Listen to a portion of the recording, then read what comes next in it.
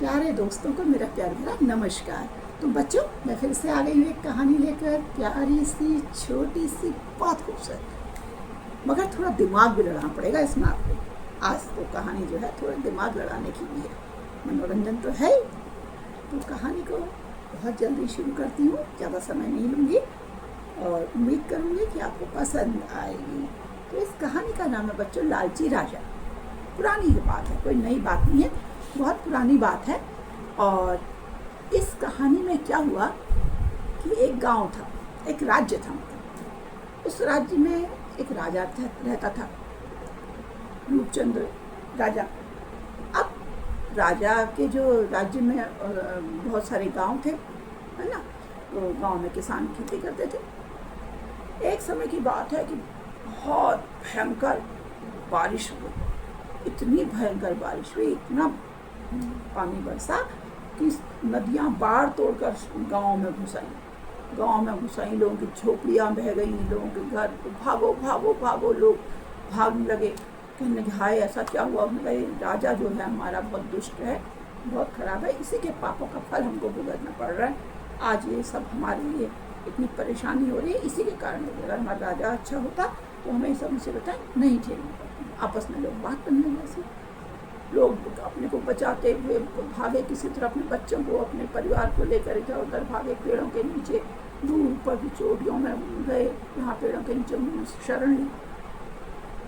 अब राजा के दरबार में महामंत्री आए। राजा ने पूछा, महामंत्री क्या हाल चाल है हमारे राज्य का। उसने कहा महाराज बहुत बुरी दशा है, बाढ़ ने जो है सब गाँव को तहस नहस कर दिया है, सब लोग बर्बाद हो रहे हैं, खुली छत के नीचे लोग रह रहे हैं और हमारी और आशा की दृष्टि से देख रहे हैं कि हम उनकी कुछ मदद करें।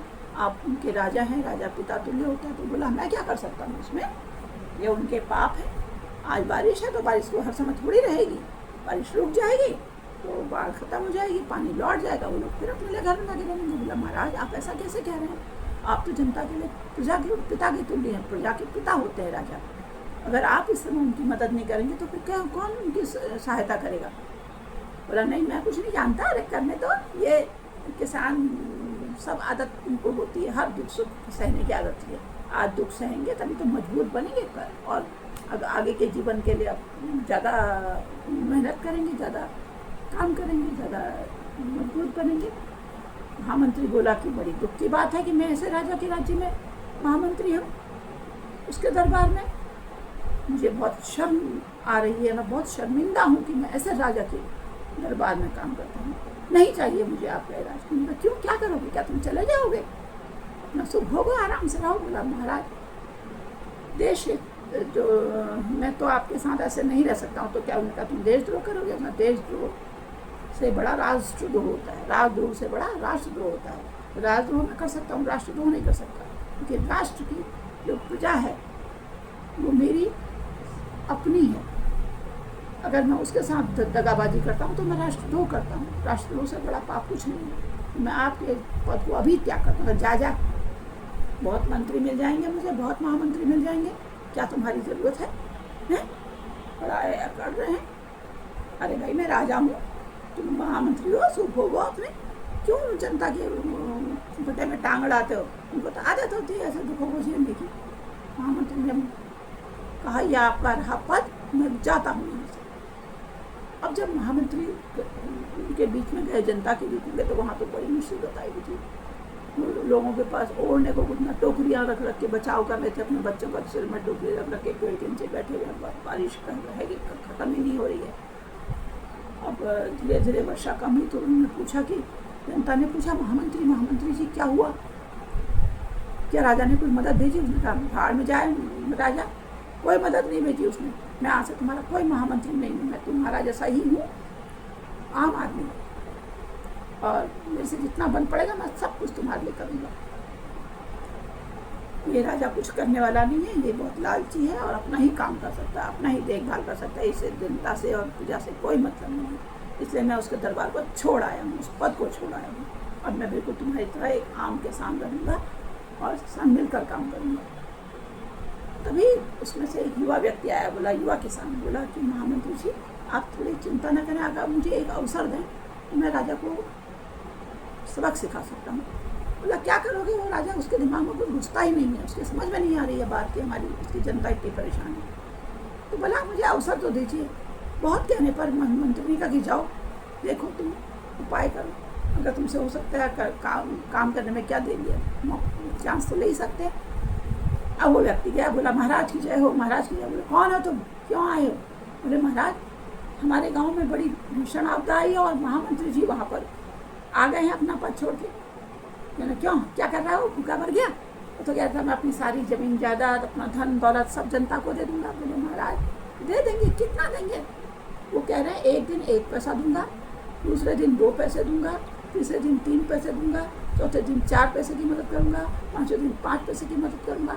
इस तरह हुआ 30 दिन तक जो है, 40 दिन तक मतलब हमको मदद करते रहेंगे।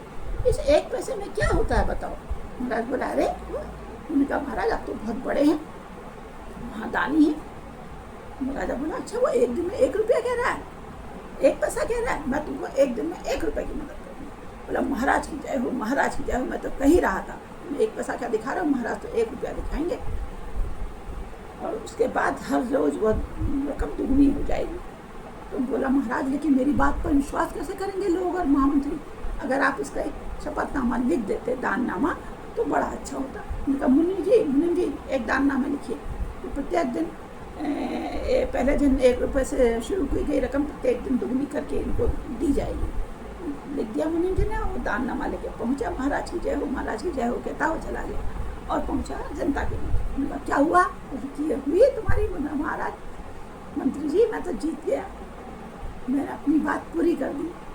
मैं कैसे? उन्हें दाननामा दिखाया। अच्छा अब क्या हो बच्चा? अब वह रोज जाता मुनीम से, रोज पहले दिन उसको 1 रुपया मिला, ठीक है, दूसरे दिन 2 रुपये मिले, तीसरे दिन 4 रुपये मिले, फिर उसको 8 मिले, तो हर दिन उसका दुगना मिलता, फिर 16 मिले, फिर उसका दुगना 32 मिले, 32 का दुगना 64 मिले, फिर 64 का दुगना 128 रुपये मिले। फिर उसके बाद अगर 9वें दिन उसे 256 मिल गए उसके दुगने, 10वें दिन 256 के दुगने 512 मिल गए, उसके दिन उसके दुगने 1024 मिल गए, अगले दिन उसे 2048 मिल गए, और अभी केवल 12 ही दिन हुए और 2048 रुपये उसे मिल गए। और इस तरह से ये पैसे अगर उनकी मदद में काम आने लगे। इस तरह करते करते प्रतिदिन रुपया बढ़ता दुगना होता गया, और जो 30वां दिन था उस दिन मुनीम राजा के दरबार में उपस्थित हो। मतलब मुनीम जी क्या बात है, क्या है हाल चाल? क्या करूं महाराज? कहते हुए डर लग रहा है, शर्म आ रही है, भय भी हो रहा है, निर्भीक होकर कहो क्या बात है? उनका राजकोष खाली हो गया, उसको कुछ बचा नहीं अवशेष, बहुत ही कम धनराशि बची। उसने कैसे इतनी धनराशि थी?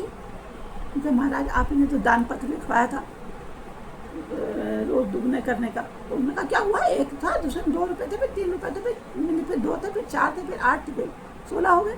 नहीं महाराज, कल 30वां दिन था और कल मैंने उसे 53,68,70,912 रुपये दिए, और अभी इस महीने का 1 दिन बाकी है। 31वें दिन के लिए हमें अपने खाते में इसके दुगने पैसे हमें हमारे कोष में होने चाहिए, जो नहीं है। ऐसा कैसे हो गया?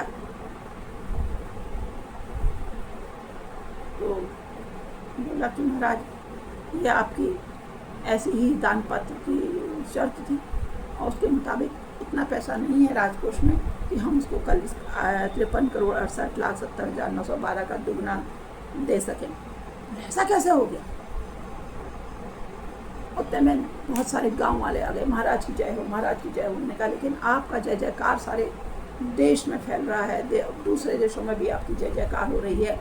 लोग कह रहे हैं कि कितना दानी राजा है, कितना महान राजा है जिसने अपनी जनता के लिए ऐसा दान दे दिया। इतना अभूतपूर्व दान तो किसी ने दिया ही नहीं था अपनी जनता को, इतनी अभूतपूर्व मदद तो किसी ने की ही नहीं थी अपनी जनता को। उनका तो बंद कर दो ये दान वान, कहाँ चला होगा? उनका महाराज अगर आप ये बंद करते तो आपकी थू हो जाएगी, अपने राज्य में तो होगी और अन्य राज्यों में भी हो जाएगी, अन्य राज्य वाले भी आपकी बदनामी करेंगे। तो मैं कैसे करूँ, क्या करूँ? तभी जनता आ गई, महाराज की जय हो, महाराज की जय हो। सारे नेक किसान आ गए, बोले चुप रहो तुमने मुझे बेवकूफ़ बनाया है। कहाँ है वो लड़का? बोला महाराज बेवकूफ़ नहीं बनाया, तुमने इतना सारा धन खजाने से ले लिया, खजाना खाली हो गया हमारा, और तुम क्या कर रहे हो उस धन का? क्या तुमने कहा महाराज? उसने कहा जितनी मदद की ज़रूरत थी, बाकी सब धन हमने एक ऐसी राशि बना दी है जो केवल मदद के काम आए, और इस तरह आपके नाम से एक बहुत बड़ी राशि सुरक्षित रखी गई है। जितना ज़रूरत थी उतना ही प्रयोग हुआ, बाकी राशि सुरक्षित रखी गई है, और वो राशि आप हमेशा मजबूर जनता के काम आएगी। तो राजा को समझ में आया कि महामंत्री कितना विद्वान था, कितना वो जो गांव का किसान था वो कितना बुद्धिमान था, और उन्होंने किस तरह से चतुराई से, होशियारी से राजा की इज्जत को बचाया, गांव वालों की मदद की, और सारे संसार में उसका नाम फैलाया, प्रसिद्धि फैलाई। उसके बाद से राजा में परिवर्तन आया। राजा बड़ा बोला कि ठीक है महामंत्री, अब तो तुम मेरे राज्य में पुनः अपने पद पर आ जाओ, और इस युवा किसान को भी हमारे राज्य में जगह दो, जो इतना बुद्धिमान है, दुख में सुख में अपने कार्य को निकालना जानता है, वह इसलिए देश की रक्षा भी अच्छे से करेगा। इस तरह एक लालची राजा जो था संभल गया, सुधर गया लोगों की बुद्धिमानी से। अगर समय पर, विवेक पर सही ढंग से काम नहीं लिया जाता तो लोग त्राही त्राही करते रह जाते, और वो जनता परेशान रहती है, और राजा बदनाम रहता अपने लालच की तरह। तो बच्चों कैसी लगी ये कहानी? मुझे लगता है कि आपको पसंद आई होगी। थोड़ा दिमाग तो खर्च करना पड़ा होगा। अब आपके लिए है होमवर्क, आप 1 से 30 दिन तक का हिसाब लगाइए। पहले दिन 1 रुपया, दूसरे दिन 1 गुणा 1, उसका दुगना, 1 गुणा 2 दुगना हो गया, तीसरे दिन 2 गुणा 2, चौथे दिन 4 गुणा 2, पाँचवें दिन 8 गुणा 2। इस तरह करते करते आप 31 दिन का हिसाब लगा के दिखाइए, और अगर चाहें तो कमेंट बॉक्स में भी मुझे लिख कर दे सकते हैं कि 31वें दिन उसे कितना पैसा जनता को देना पड़ा होगा।